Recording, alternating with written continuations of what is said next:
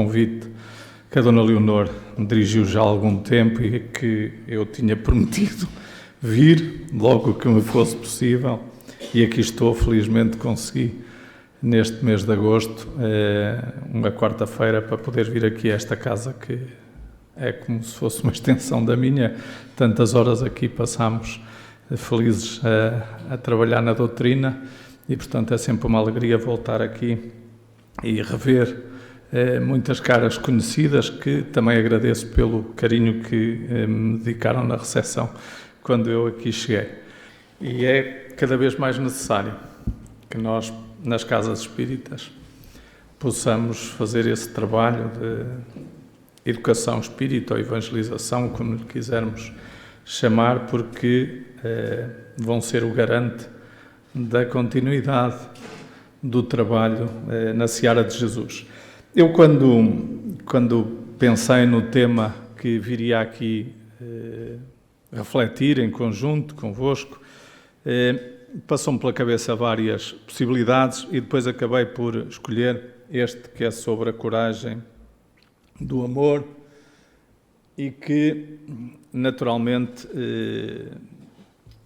me diz muito, porque acho que ainda falta um bocadinho de mais coragem para que nós possamos fazer esta transformação que é necessária em nós e também no nosso mundo. Apesar de que o mundo não vai estar à nossa espera, ele vai transformar-se, quer a gente queira, quer não, e quer se a gente esforce ou não pela nossa modificação individual.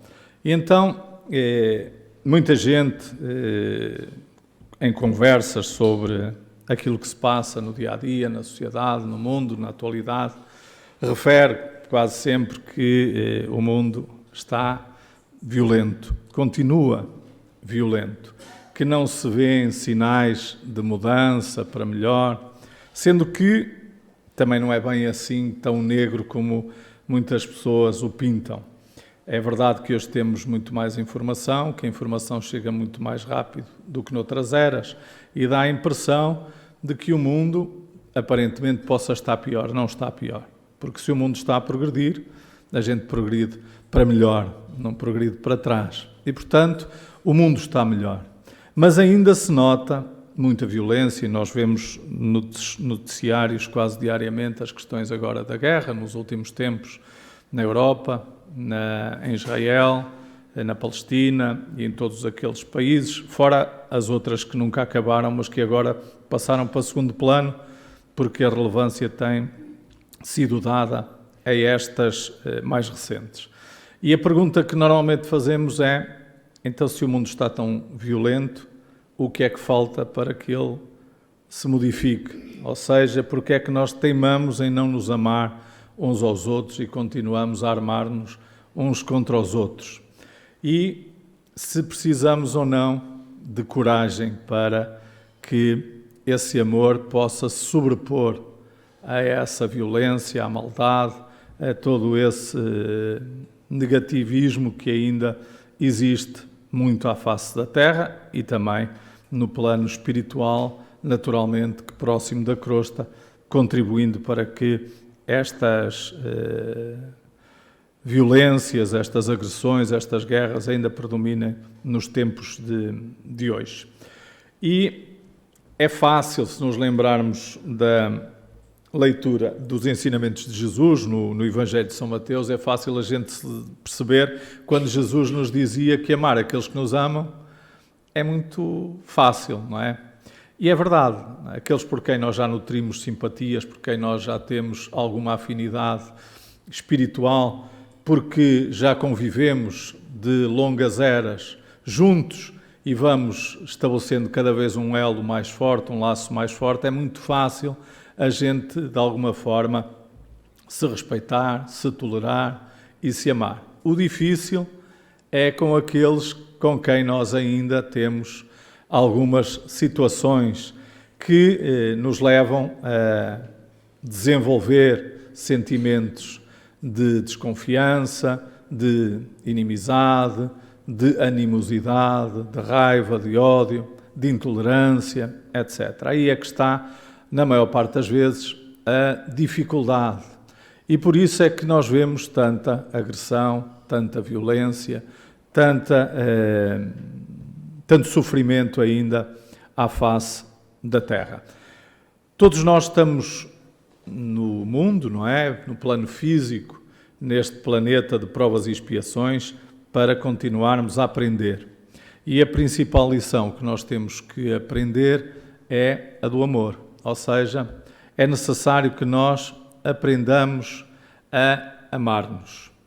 Porque nós ainda temos dificuldades em nos amar, principalmente àqueles que eu falei há pouco, àqueles com quem ainda não temos essa simpatia ou essa sintonia vibratória, muitas das vezes, que nos aproxima, e temos o contrário, que nos afasta, que é a antipatia.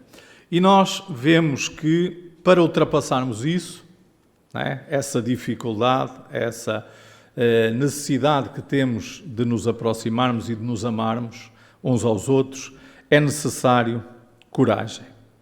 Essa coragem é aquela que fará com que as nossas vidas também tenham um propósito diferente. E eu tenho aqui alguns exemplos de vidas, não é? De pessoas que, se calhar, todos ou conhecemos ou ouvimos falar. Chico Xavier, Madre Teresa de Calcutá e o Divaldo são, pelo menos do meu tempo. O Albert Schweitzer não é, mas não é muito distante, não é? Ele faleceu no século XX. E todos eles, certamente, quando nasceram e quando foram crianças, não faziam a mínima ideia daquilo que seria a sua vida. Mas, quando encontraram o sentido para a sua vida, e neste caso o sentido foi sempre o amor ao outro, àquele que necessita, àquele que precisa de ajuda, porque é mais fraco, porque é mais carente, porque é menos esclarecido, porque tem dificuldades de diversas ordens. Todos eles foram vivendo mais para o outro do que propriamente para si. E então eles devem ser exemplos para nós dessa coragem que é preciso ter para nós podermos amar indiscriminadamente, ou seja, amar a todos. Madre Teresa de Calcutá, só para dar um exemplo, que do Chico eu julgo que todos mais ou menos sabemos, Madre Teresa de Calcutá, quando saiu do convento, só saiu com o hábito e as chinelas. Não levou mais nada. E no final de vida tinha mais ou menos 400 casas erguidas por todo o mundo, desde asilos, orfanatos, escolas, hospitais, etc. E naturalmente que foi preciso ter coragem para sair e fazer aquilo que era a sua convicção, aquilo que ela achava que tinha que ser feito em prol daqueles que nada tinham e que necessitavam, fundamentalmente nas ruas de Calcutá, onde começou e depois por onde se espalhou. E numa das cerimónias em que ela foi, de alguma forma, agraciada, alguém lhe perguntou como é que ela teve coragem de fazer a obra toda que fez. E a resposta dela, muito serenamente, foi: a mim espanta-me como é que cabeças tão laureadas têm coragem de não fazer nada perante a miséria e o sofrimento que existem no mundo. E essa é a questão fundamental.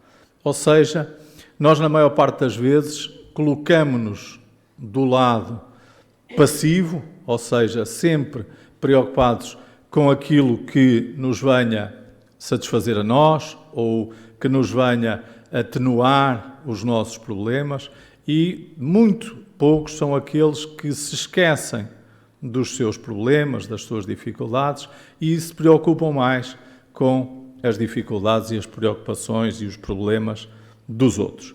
E é essa a viragem que, de alguma forma, é necessário fazer para que nós mudamos, primeiro, nós mesmos, e depois a sociedade, e depois o mundo, para que ele não seja tão violento.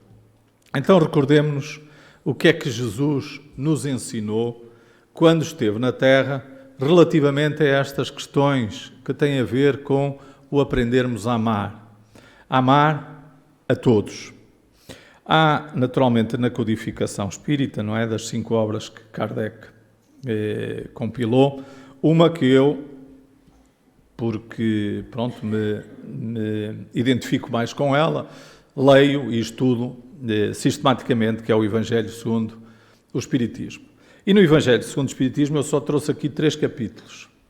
3 capítulos que são seguidos, que é o 10º, 11º e 12º, onde nós podemos recordar os ensinamentos de Jesus, mais especificamente sobre estas questões de amar aqueles que é mais difícil de nós amarmos. E então, ele começa no capítulo 10º por falar, ou por lembrar, não é, dos bem-aventurados os que são misericordiosos. E nesse capítulo nós vamos encontrar os ensinamentos que Jesus nos deixou sobre o perdão, sobre a reconciliação com os adversários, sobre a necessidade de não julgar os outros e sobre sermos indulgentes.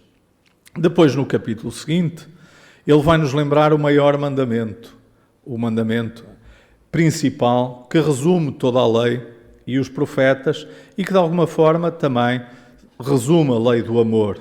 Fala do egoísmo, da fé e da caridade e também da caridade para com os criminosos. E, por último, vai abordar a questão do amai os vossos inimigos, que vem no seguimento daquela passagem de há pouco, de amar aqueles que nos amam é fácil, o difícil é amar aqueles que nos caluniam, aqueles que nos prejudicam, aqueles que nos fazem sofrer. E fala naturalmente de retribuir o mal com o bem, fala da questão dos inimigos desencarnados, que não são só aqueles que nós vemos no corpo físico, também temos no mundo espiritual espíritos com quem convivemos que ainda nutrem por nós inimizades. Fala sobre dar a outra face, sobre a vingança e sobre o ódio. Eu apenas resumi aqui nesta projeção estes capítulos porque eu acho que devemos lê-los, estudá-los, refleti-los, interiorizar os seus conhecimentos para os colocarmos em prática. Não está aqui um capítulo que eu também gosto muito, que é o homem de bem. O homem de bem resume aquilo que deviam ser as características, as qualidades, o caráter do homem de bem. Quando falamos aqui de homem, é com H grande, não é? Não importa o sexo, estamos a falar de todos, ser humano, que é aquilo que nós necessitamos de fazer para nos tornarmos melhores a cada dia que passa. Há uns 7, 8 anos, talvez, não sei precisar, na nossa casa, o meu tio fez uma pequena brochura que distribuiu por todos os trabalhadores e que diz assim: hoje, que preocupações? E resume aqui essa página do Evangelho segundo o Espiritismo, onde fala do homem de bem. E começa por dizer assim: preciso de praticar a lei de justiça, de amor e caridade, mas como tenho vivido as minhas obrigações? Violei a lei de Deus, cometi algum mal, fiz todo o bem que podia, desprezei alguma ocasião de ser útil, alguém terá algo de que se queixar de mim, fiz aos outros o que gostaria que eles me fizessem, e por aí fora o resto da leitura dessa passagem, que é, ao fim e ao cabo, um lembrete para nós daquilo que nós devemos ser.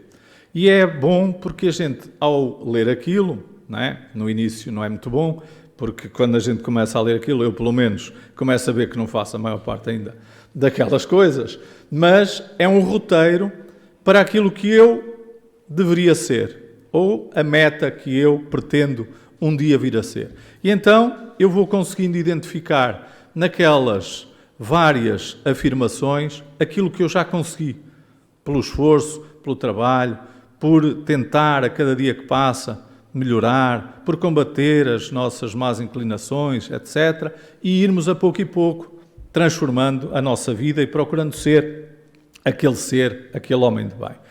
E isso, naturalmente, vai ao encontro do mandamento maior que Jesus nos ensinou, que é amar a Deus sobre todas as coisas e ao próximo como a nós mesmos. E, portanto, está aí tudo, não é? Estamos nós mesmos, precisamos de nos amar a nós, de nos conhecermos, de nos aceitarmos como somos. Precisamos de amar os outros, sejam eles quem forem, com as qualidades e com os defeitos que tenham, com os feitios que tenham, para depois podermos amar a Deus. Porque nós não vamos conseguir amar a Deus se não conseguirmos fazer aquelas duas coisas primeiro, que é amarmos-nos a nós e amarmos os outros. Então, essa instrução de Jesus, esse ensinamento que ele resumiu nesse mandamento, tão fácil de nós memorizarmos, mas tão difícil muitas das vezes de o cumprirmos, de o pormos em prática, está toda a lei. Toda a lei de Deus se resume a isso. E a doutrina espírita veio-nos mostrar que para nós fazermos isso, não é? Para nós amarmos a nós mesmos, amarmos o próximo, amarmos Deus, teremos que o fazer através da caridade. Que sem a caridade nós não conseguiremos atingir esse fim. E a caridade não é somente dar aquilo que são os bens materiais que muitas das vezes as pessoas precisam. Não é só dar o alimento, não é só dar o vestiário, não é só dar a peça de mobília ou o que for, não.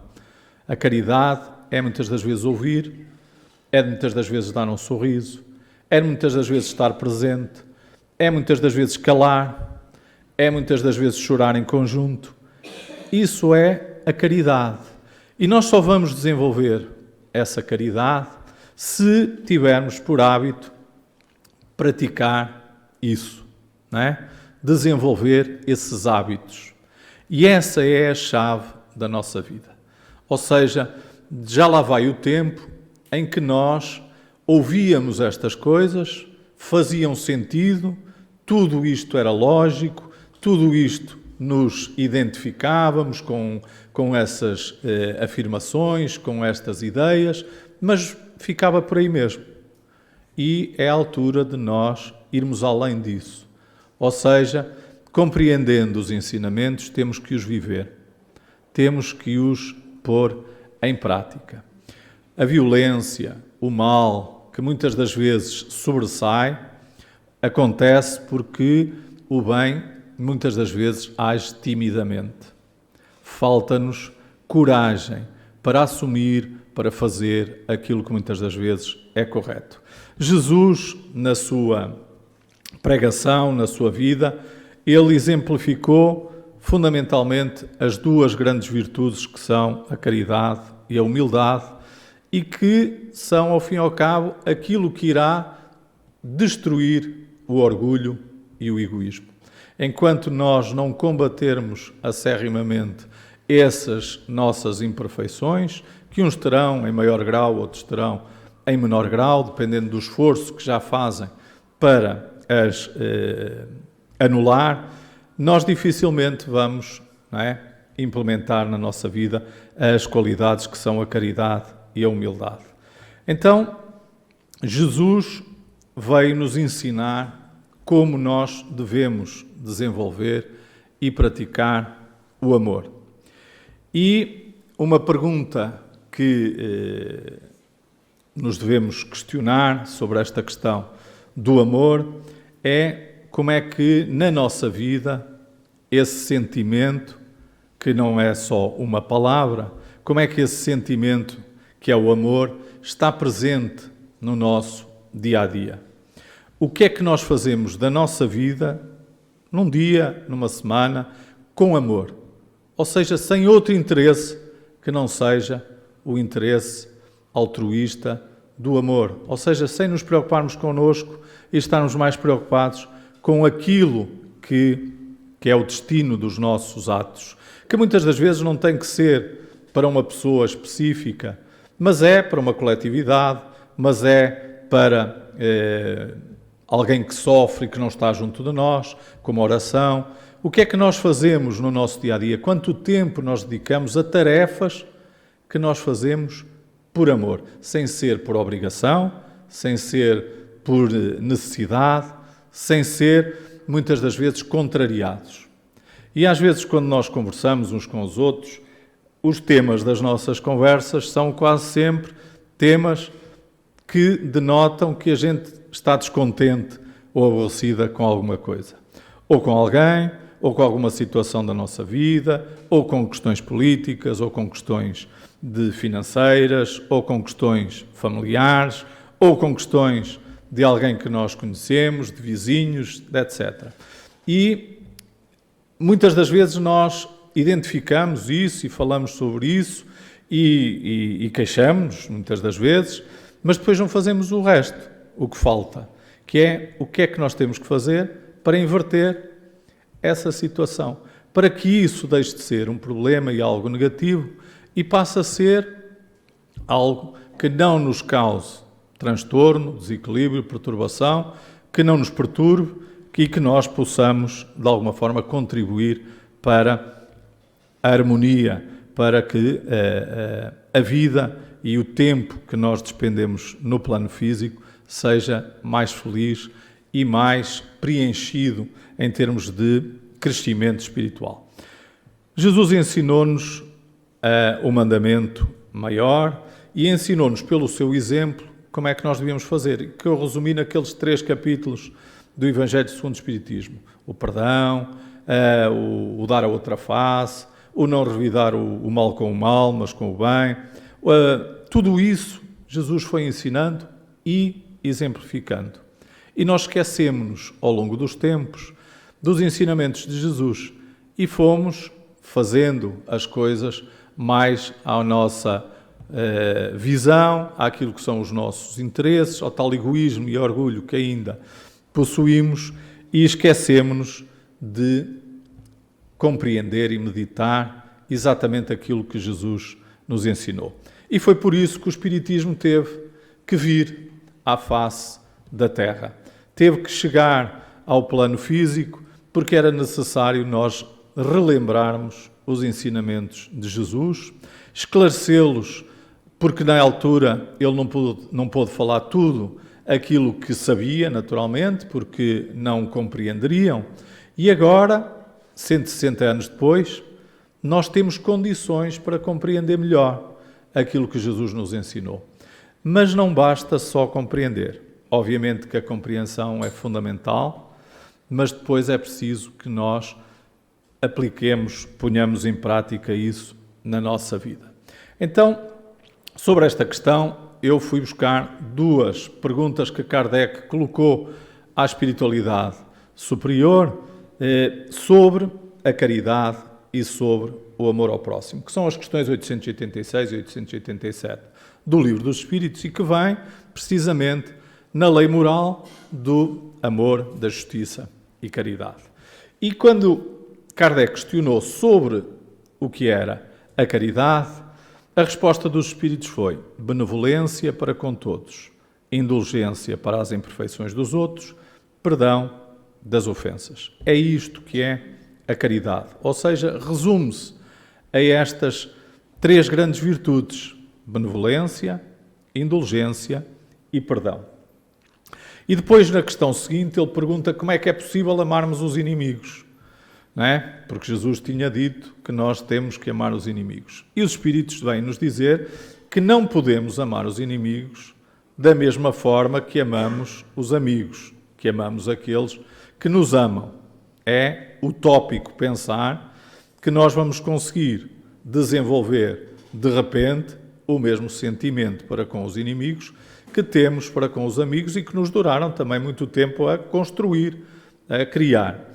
E diz que amar os inimigos é perdoar-lhes e retribuir-lhes com o mal que eles nos fazem, com o bem. Então a primeira coisa para nós começarmos a amar os inimigos é não desejar o mal. Ou seja, aquilo que nos façam, que nos prejudique, que nos perturbe, que nos afete de alguma forma, não desejar o mesmo a quem nos fez isso. Se nós começarmos por travar essa vontade de responder na mesma moeda, não é? De fazer exatamente aquilo que nos fizeram, nós já estamos a começar a entrar no caminho do amor aos inimigos.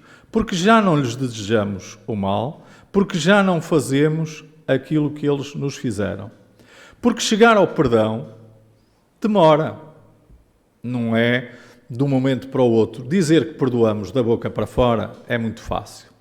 Mas depois nos esquece, mas depois não se tem o mesmo relacionamento, mas depois é preciso tempo. É preciso tempo para recuperar a confiança, é preciso tempo para reestruturar novamente as ligações, é preciso tempo. E é preciso querer, porque se a gente não quiser, não vai lá. Por mais que a gente venha e ouça não sei quantas palestras e leia não sei quantos livros, se a gente não quiser, a gente não faz. E, portanto, a vontade é muito importante. E nesse aspecto, então, pegando nestas 3 virtudes, que é a benevolência, a indulgência e o perdão, como aquilo que é necessário para nós podermos fazer a caridade, Kardec, ainda por intermédio dos espíritos superiores, no Evangelho segundo o Espiritismo, vem acrescentar aqui mais outras virtudes. Porque a caridade, só por si, não é uma virtude única.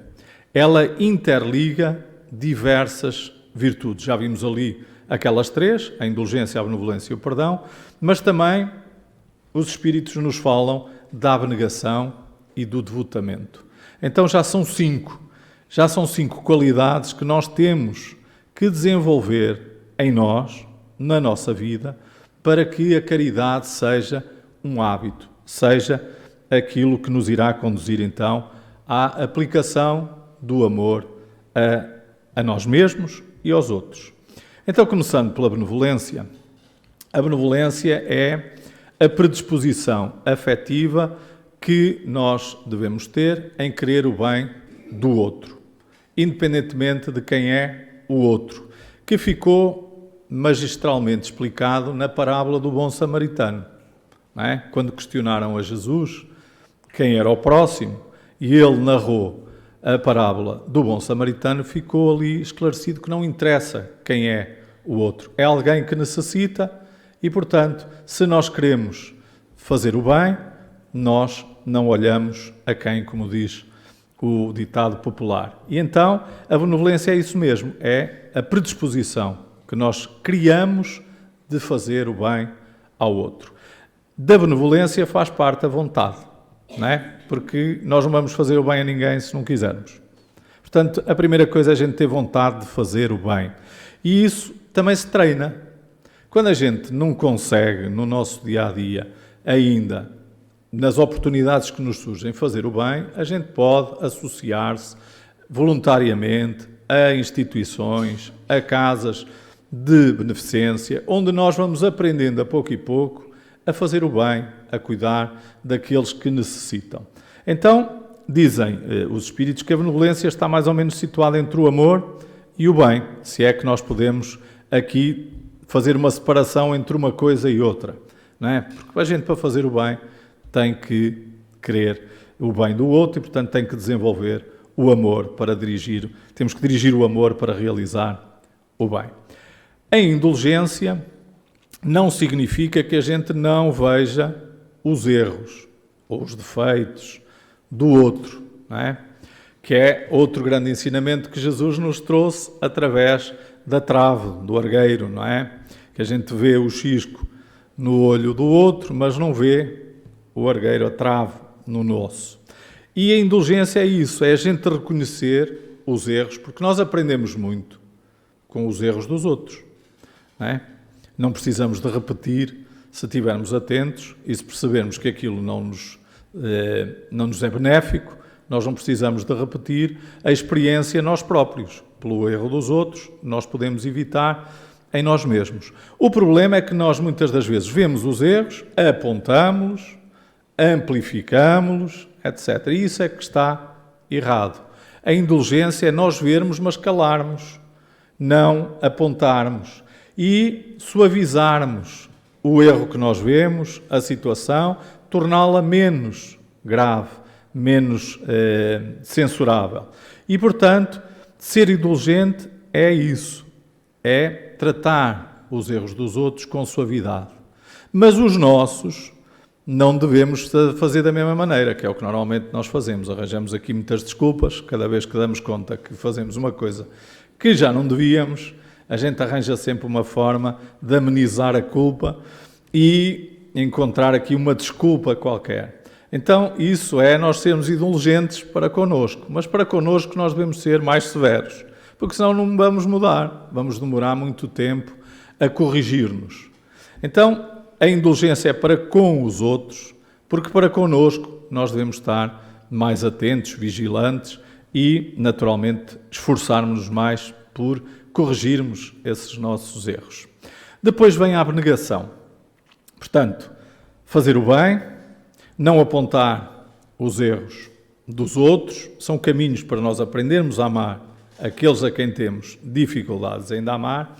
A abnegação é, ao fim e ao cabo, a virtude que se caracteriza pelo desprendimento e pelo desinteresse. É fazer o bem sem ser em troca de nada, ou seja, sem estarmos à espera de retribuições, de que seja visto, de louvores ou de outro tipo de recompensas, como também há quem ainda faça. Ou seja, é um ato altruísta, não é? É fazermos o bem sem estarmos preocupados com nenhuma paga, com nenhuma recompensa. Então a ação abnegada é, ao fim e ao cabo, uma forma de nós superarmos ainda o egoísmo que ainda temos. Porque na maior parte das vezes nós estamos sempre preocupados connosco. Eu vou fazer aquilo e o que é que isso me traz para mim? O que é que isso me beneficia? O que é que eu vou ganhar com isso? E o ganhar com isso, na maior parte das vezes, é ganhar em evolução espiritual, em desenvolvimento do amor e não em algo de material, não é? De honras, de alimentar a nossa vaidade, o nosso orgulho. Então, nós, muitas das vezes, aqueles que, como a Madre Teresa de Calcutá, como o Chico, como o Divaldo, que encontraram esse caminho do amor, eles foram desenvolvendo as suas atividades, as suas ações, a sua caridade e foram construindo uma obra, não é? Foram criando uma forma de exercitar esse amor, essa caridade e, ao mesmo tempo, criar ali um espaço onde isso também possa ser utilizado por outros, onde outros possam também se associar e possam também praticar o bem e devotar parte do seu tempo aos outros. Então, é essa a questão da abnegação, é agirmos em prol do bem alheio acima do nosso próprio bem. E eu trago aqui uma afirmação que, julgo eu, resume esta virtude e que o apóstolo São Paulo disse: não sou mais eu que vivo, é o Cristo que vive em mim. Ou seja, eu já não me preocupo mais com a minha vida, eu só vivo para aquilo que é o serviço na seara do Mestre e fazer tudo o que estiver ao meu alcance para ajudar, esclarecer, consolar todos aqueles que necessitam. O devotamento é algo que está ligado também, muitas das vezes, com a abnegação. Ou seja, é preciso nós encontrarmos tempo na nossa vida para aquilo que é realmente importante e devotarmos esse nosso tempo a essas ações. Ou seja, não chega eu querer ser muito abnegado, querer ser muito benevolente, mas depois não tenho tempo na vida para fazer nada disso, porque ocupo o meu tempo todo com questões que não são as mais importantes para o nosso crescimento enquanto espíritos, para o nosso crescimento moral. Então, o devotarmos-nos é nós aplicarmos todas as nossas forças e recursos livremente em prol também do bem alheio. É preciso, na nossa vida, encontrarmos esses momentos, que podem ser nas instituições ou podem ser no local onde nós agimos, onde nós convivemos, a nossa vizinhança, o nosso lar, o nosso trabalho, etc. Nós temos forma de, nas nossas relações com todos, também encontrar tempo para compreender o outro, para aceitar o outro, para ver se o outro precisa de algo que nós possamos dar, sem qualquer intenção de superioridade ou de retribuição. Então, são estes as virtudes que precisamos desenvolver para podermos, então, transformar a nossa vida e desenvolver e pôr em prática este amor, que é um amor racional. Ou seja, nós sabemos que ao fazer estas coisas, isso nos ajuda a nós também a crescermos enquanto espíritos, a derrotarmos os dois grandes inimigos que temos, que é o egoísmo e o orgulho. E isso tarda a ser feito na nossa vida. Nós, na maior parte das vezes, deixamos-nos ocupar por questões que são transitórias, que vão desaparecer quando nós, na maior parte das vezes, partirmos, deixamos muitas das coisas e dos problemas que achávamos que eram importantes e que, na verdade, não são, e vamos sentir falta daquilo que não fizemos e devíamos ter feito, que é essa prática desse amor que nos vai criando dentro de nós essa paz, essa harmonia, esse bem-estar que nós levamos connosco para onde formos e que não há quem nos possa tirar ou eliminar. É muito comum nós vermos pessoas que se dedicam a atividades voluntárias em diversas instituições beneficentes e muitas das vezes desaparecem das instituições. Nós que estamos ligados às casas espíritas também sentimos isto naturalmente como qualquer outra instituição de beneficência. Ou seja, as pessoas começam, por determinadas situações, seja por problemas de saúde, seja por outros problemas, começam a deixar de vir e a dizer aconteceu-me isto, aconteceu aquilo, não pude vir, etc. E nós esquecemos-nos que muitos desses problemas são provas para testar a nossa fidelidade, o nosso compromisso, o nosso devotamento, a nossa abnegação. Não é? Como é que a gente prova que já é abnegado ou que se é devotado a uma determinada causa ou a uma determinada ação? É sendo posto à prova. Quando surgem as dificuldades, a gente tem que definir prioridades. E a prioridade, se é esta, a gente tem que, com as maiores dificuldades, às vezes com dores, outras vezes com mais despesas, a gente tenta não faltar ao compromisso, ao devotamento. Porque sabemos, e aqui é que está a questão fundamental, porque sabemos que é lá, nesse lugar, e fazendo o bem, que nós também vamos encontrar a serenidade e muitas das vezes a solução, o bem-estar, a recuperação da saúde, que muitas das vezes pensamos que é ficando em casa ou fazendo outras coisas. Então, esta questão do cumprimento dos nossos deveres, muitas das vezes estamos a falar de deveres no bem, são a forma de nós também nos irmos melhorando e curando de alguma maneira que os nossos problemas sejam mais suaves ou que nos pareçam mais suaves, porque na maior parte das vezes eles são os mesmos. Mas nós arranjamos forma de os suportar, de não nos parecerem tão pesados ou tão duros. Então, no Evangelho segundo o Espiritismo, no capítulo 6, nós vamos ver que esta afirmação diz: possam todos os espíritos sofredores compreender estas verdades, em vez de reclamarem contra as dores, os sofrimentos morais, que são aqui na Terra o vosso quinhão.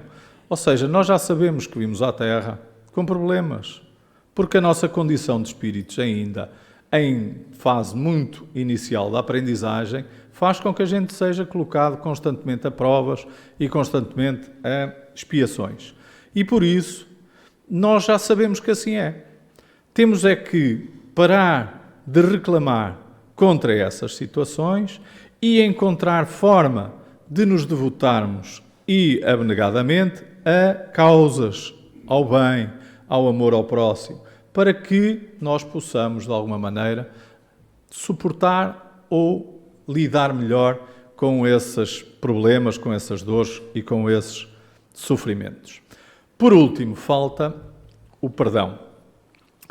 O perdão não é fácil, não é? Pedro, quando perguntou a Jesus quantas vezes eu tenho que perdoar, não é? Porque é algo que se calhar custa, Jesus lhe respondeu 70 vezes 7, não é? Como nós sabemos, que significa sempre. Quantas vezes tenho que perdoar? Sempre, todas as que forem necessárias. Se nós formos à definição da palavra perdoar, ela vem do latim perdonare. Per quer dizer completo, donare é doar, quer dizer que é doarmos-nos por completo. O grau mais alto da caridade, do amor. Quando nós conseguimos perdoar verdadeiramente alguém que nos fez algo que nos prejudicou, que nos fez sofrer, etc., nós estamos a colocar o amor no seu mais alto grau, porque estamos a doar-nos por completo a essa pessoa. Estamos a dizer que aquilo que ela nos fez já não tem importância para nós, que nós já ultrapassamos isso, que nós não guardamos nenhum sentimento negativo para com essa pessoa, que nós estamos dispostos a seguir adiante na nossa caminhada em conjunto. Então, os benefícios do perdão são naturalmente para quem perdoa, porque se livra daquela carga de sentimentos negativos que transporta, que o perturba, que o desequilibra e que muitas das vezes não o deixa discernir. Então, esse é o primeiro benefício, é para aquele que perdoa. Mas depois, nós também sabemos que, quando rezamos o Pai Nosso, não é? No finalzinho da oração, perdoai-nos assim como nós houvermos perdoado.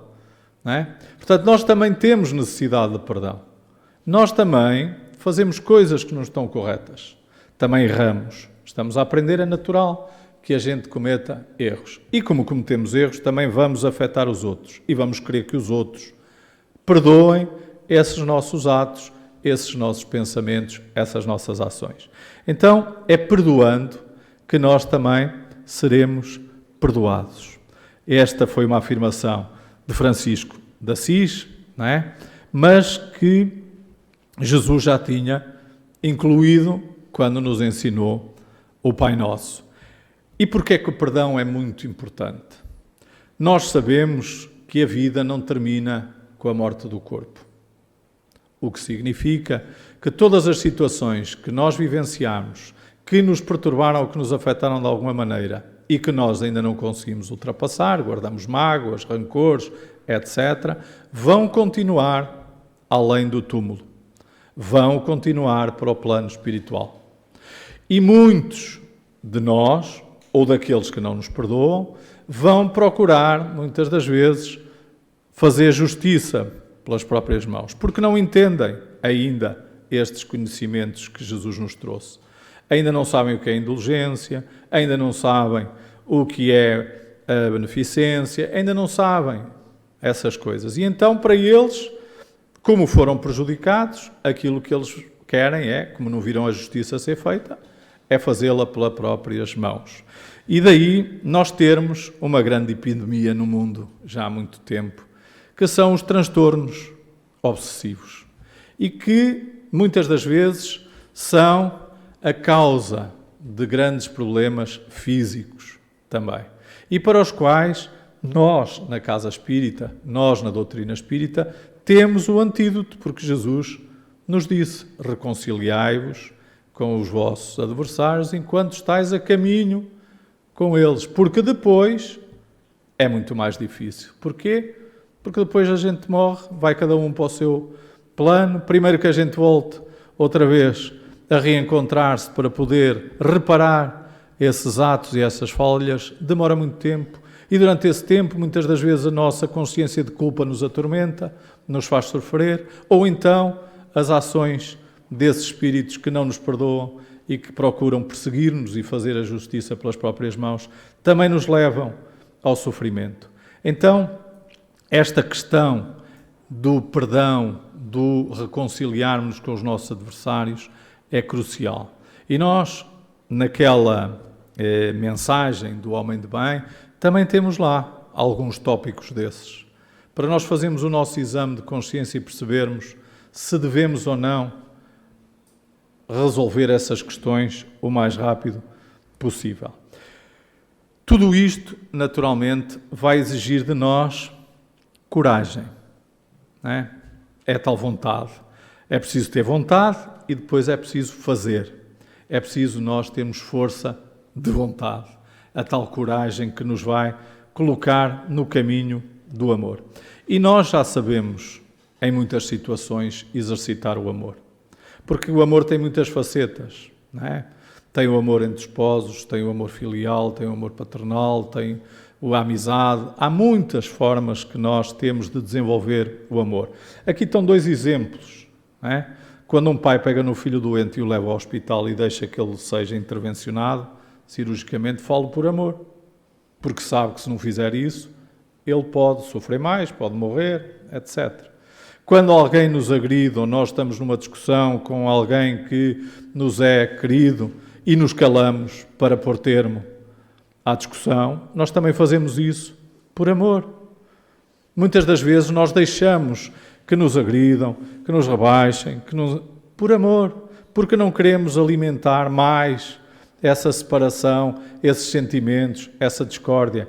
Então nós temos que estar atentos na nossa vida, a tal vigilância que Jesus nos recomendava, para que nós possamos, em todos os momentos, colocar estes ensinamentos com amor e travarmos aquilo que ainda são, muitas das vezes, os nossos impulsos, os nossos instintos, que ainda estão por dominar e que às vezes falam mais alto do que a razão. Então, a razão é muito importante, nós compreendermos isto e pormos isto em prática.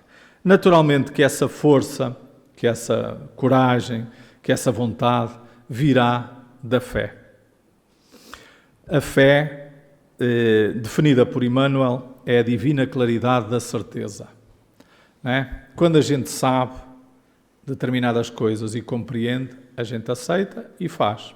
Quando a gente não sabe, a gente muitas das vezes faz porque dizem que deve-se fazer assim ou porque os outros fazem e muitas das vezes sem compreender porque o fazemos. Quando os problemas surgem, quando surgem as provas, quando surgem as expiações, a nossa fé é posta à prova. Não é? É aí que nós vamos testar se efetivamente já compreendemos aquilo que Jesus nos ensinou, se nós conseguimos renunciar a muita coisa, se nós conseguimos aceitar abnegadamente as coisas que nos acontecem, etc. E isso vem de nós, da nossa compreensão, por sabermos que isso é importante para nós, que isso nos vai fazer suportar essas dificuldades, aceitá-las, sem as ampliarmos, sem as aumentarmos, criando outros problemas, outras dificuldades. E é isso que o Espiritismo veio como principal missão, trazer à humanidade. Foi a compreensão, foi o conhecimento, foi nós percebermos porque é que temos que fazer desta maneira e não devemos fazer daquela. O que é que Jesus nos disse e porque é que Ele nos disse isso? O que é que Ele quer de nós? O que é que nós estamos aqui a fazer?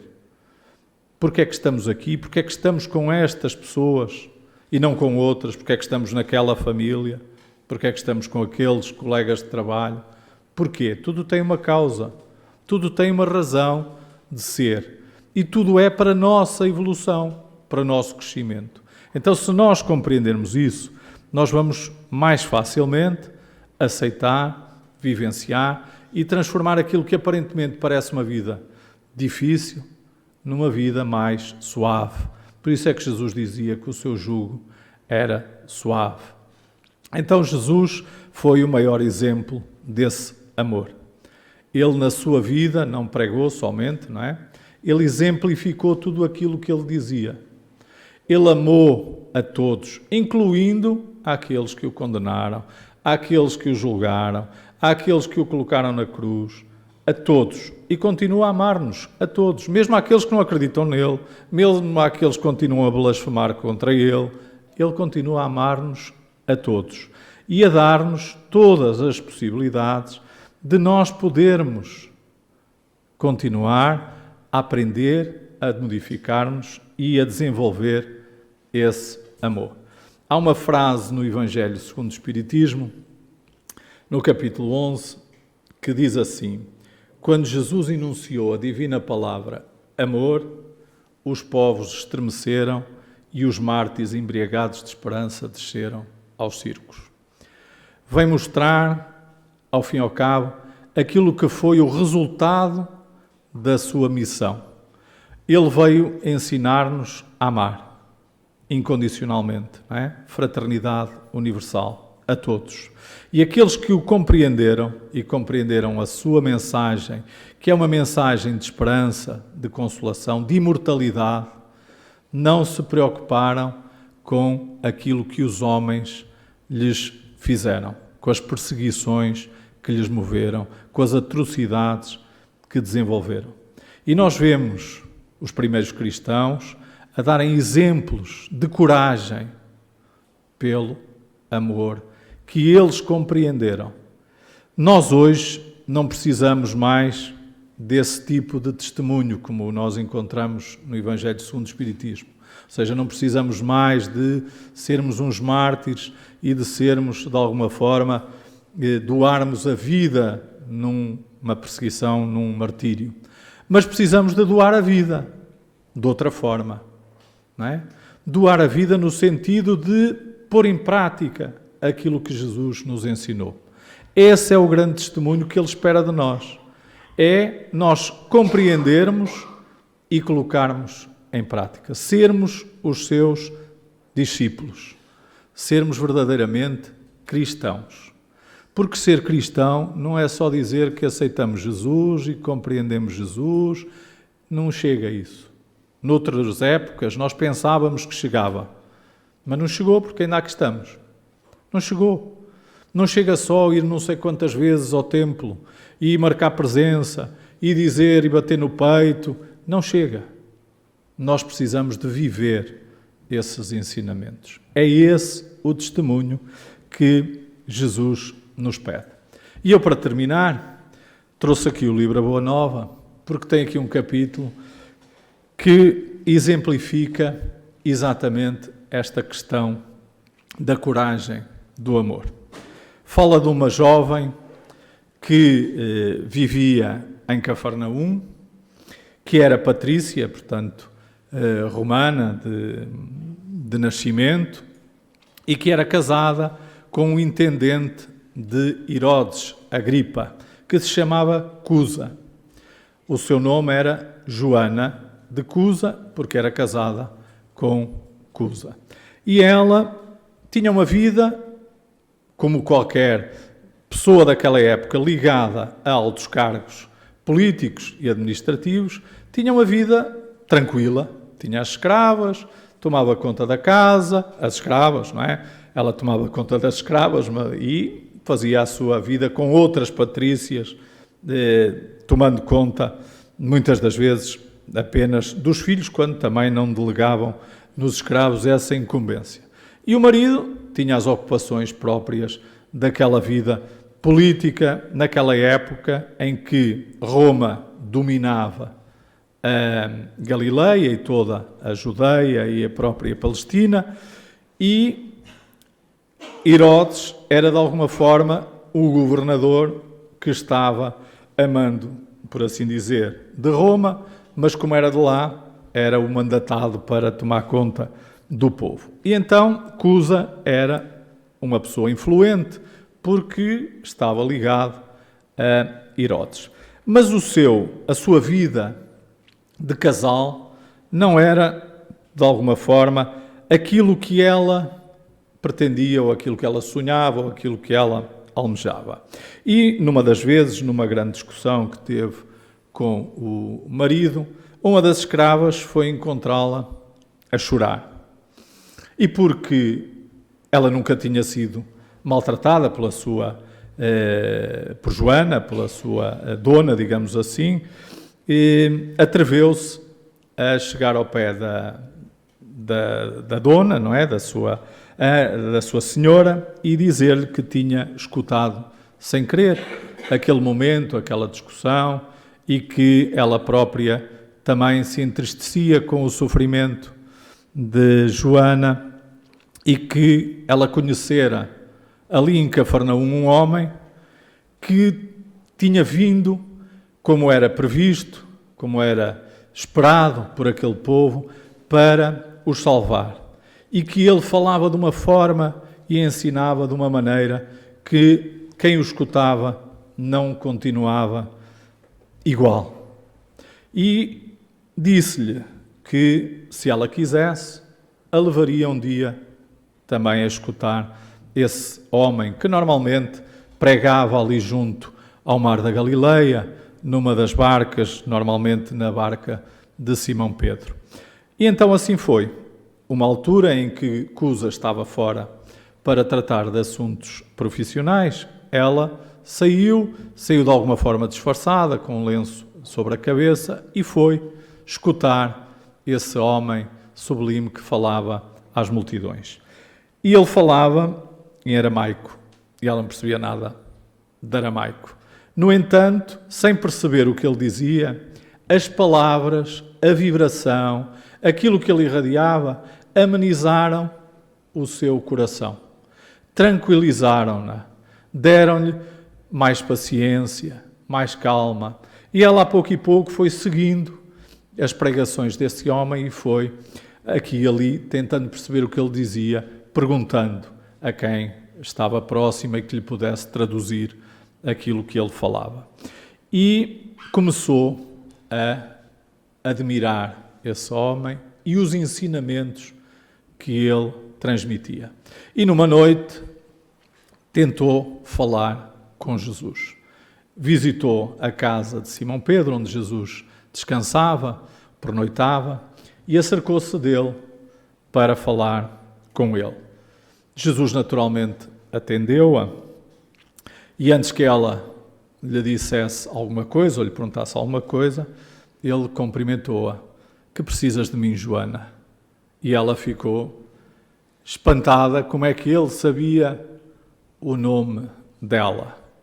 E ele disse-lhe que há muito tempo que havia junto da multidão, escutando as suas palavras, mas que não era dali que a conhecia, que já a conhecia de outras épocas. E ela então falou-lhe que desde que o escutara, desde que ouvira os seus ensinamentos, cada vez mais a relação do lar lhe parecia difícil de suportar. Porque aquilo que eram os comportamentos do marido, os interesses do marido, não iam ao encontro daquilo que Jesus pregava, daquilo que Jesus dizia, que deveria ser a nossa atitude, a relação uns para com os outros. E perguntava-lhe como é que é possível ele, que acredita em muitos deuses, não é? Porque tinha que se dar bem com os romanos e tinha que se dar bem com os judeus pelos cargos que ocupava, e portanto umas vezes acreditava num Deus único, outras vezes acreditava em muitos deuses consoante as conveniências. Como é que ela, que agora tinha encontrado o caminho, como é que ela havia de fazer para o modificar, para o transformar? E Jesus disse-lhe que Deus não impõe a sua vontade, não é?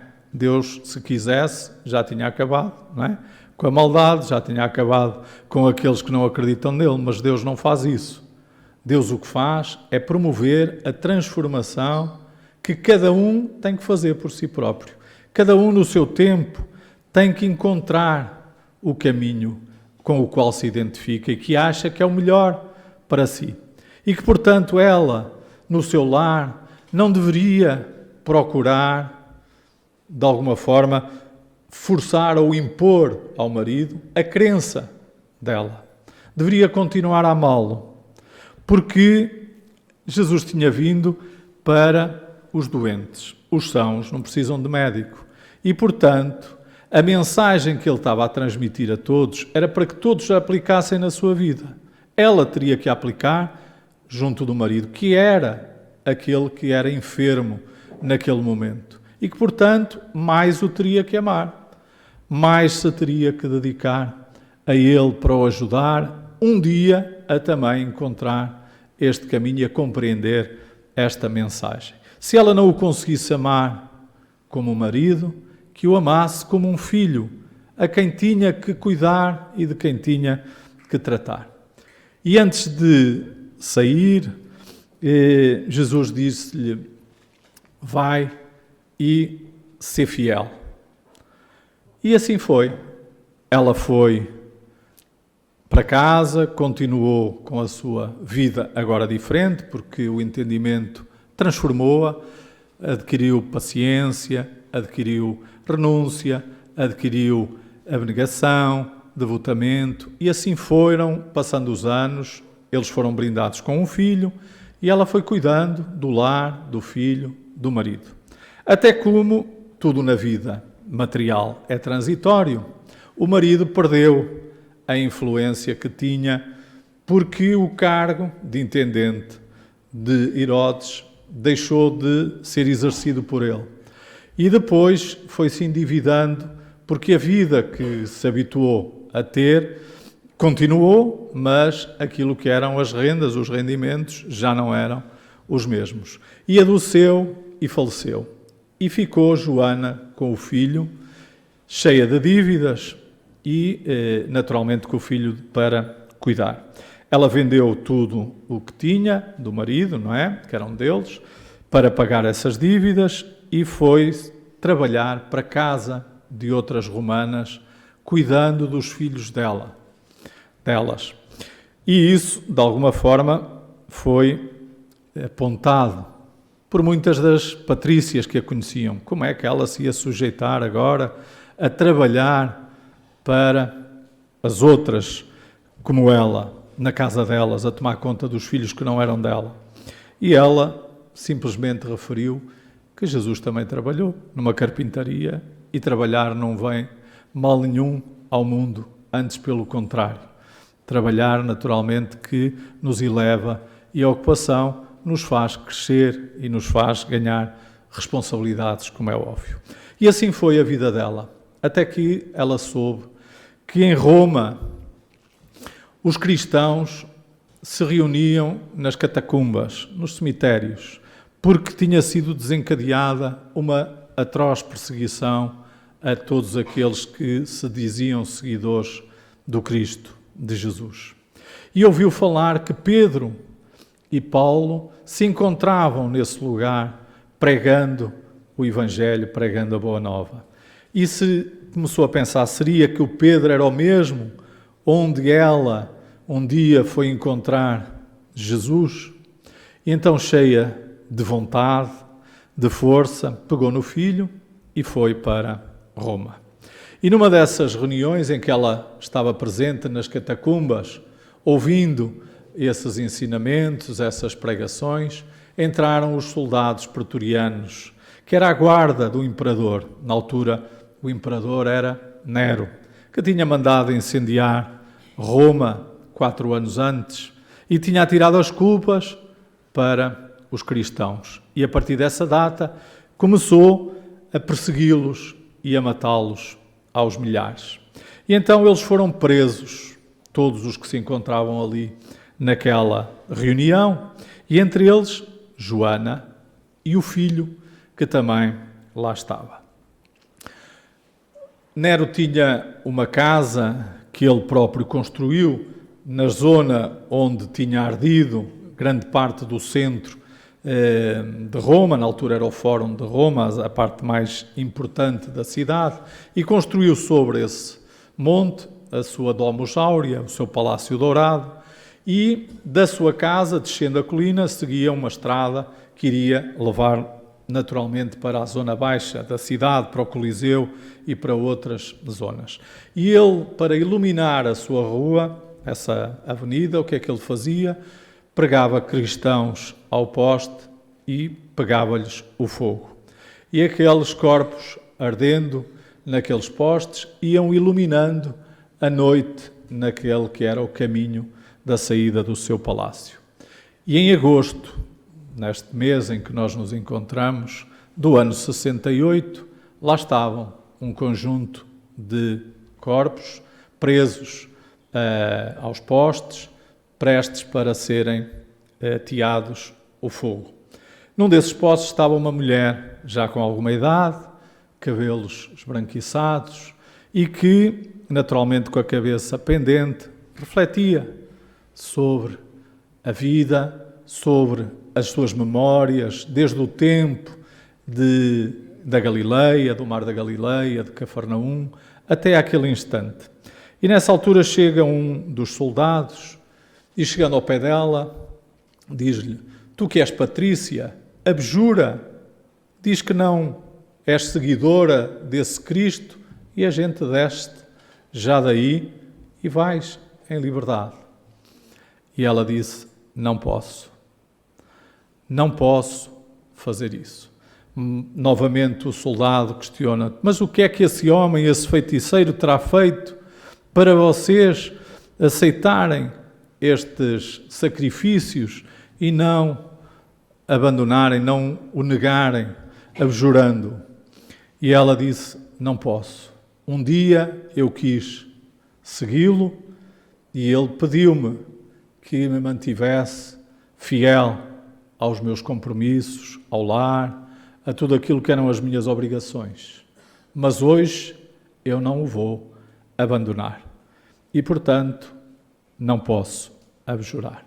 Ao lado, um jovem, um homem, virou-se para ela e disse, mas mãe, eu não sou cristão, eu nem o conheci, abjura e salva-me a mim. Saímos daqui os dois, tu até podes continuar a amá-lo e a segui-lo, mas ninguém tem que saber. Tu agora vais ao templo de Saturno, fazes lá a tua cerimónia, salva-nos aos dois e depois continuas a seguir esse Cristo. E ela, olhando para o filho, disse, não posso. Não podemos. Ele que não fez mal a ninguém, ele que foi um homem puro, também foi sacrificado.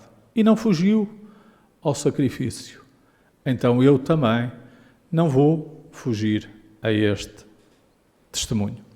Nisso incendiaram a fogueira, as labaredas começaram a crepitar, o fumo a intoxicar, naturalmente, esta mulher já gasta pela idade, e o soldado que ali estava junto do poste faz-lhe uma última pergunta. Então esse teu Deus, esse teu seguidor, esse teu Jesus só te ensinou a morrer?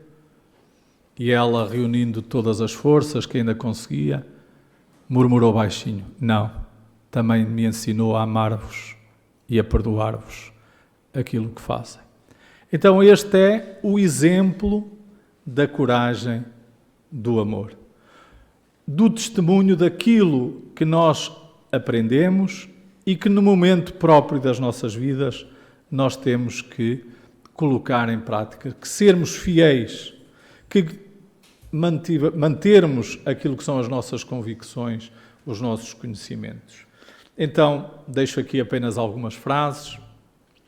Só os ensinamentos de Jesus e a coragem do amor é que vão poder mudar o mundo. Foi Jesus quem nos disse que para nos amarmos uns aos outros, tanto quanto Ele nos amou. O amor é a essência da vida e Jesus espera que nós, os atuais seguidores, façamos o mesmo que Ele exemplificou, tornando-nos discípulos desse amor. Temos que acreditar que há uma nova forma de sermos humanos, de pacificarmos o nosso íntimo, para que o amor, a paz reinem neste mundo ainda tão conturbado e que está, neste momento, na fase de transição, da escolha entre aqueles que são os servidores fiéis e aqueles que ainda não compreendem e ainda não põem em prática estas verdades e que terão o seu tempo, porque Deus não abandona ninguém e certamente irão, pela dor, modificar-se e compreender também esta lição de amor. Obrigado.